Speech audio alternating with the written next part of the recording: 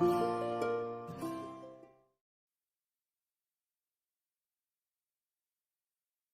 see, for example, with this coronavirus that's going on, think if somebody discovered a cure for it, a perfect cure, that anybody took that tablet, 100%, definitely cured, he would get the Nobel Prize for medicine.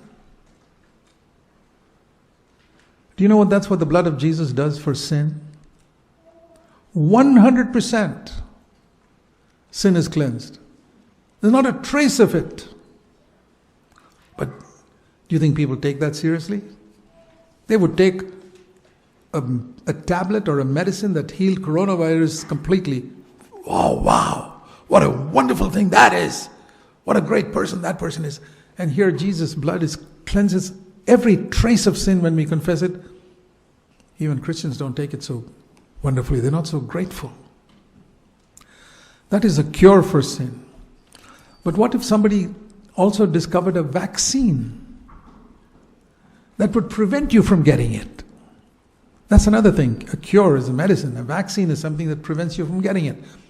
You know, the time of my grandparents, our grandparents in that generation, the early part of the 20th century, there were many people in my part of India, in Kerala, who died of smallpox.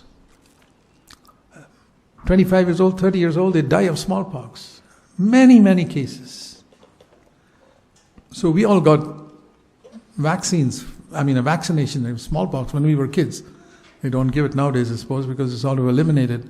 But I remember I had to get it so that I don't get smallpox. It was a vaccination that prevented me. That's different from a medicine that cures me.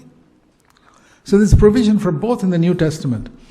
The medicine that cures is the blood of Jesus Christ. I've already sinned and it has to be cleansed. I've already got this coronavirus and here's the cure for it.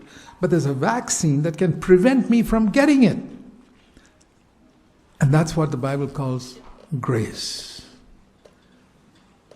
Sin shall not rule over you because you got grace. I don't have to get it.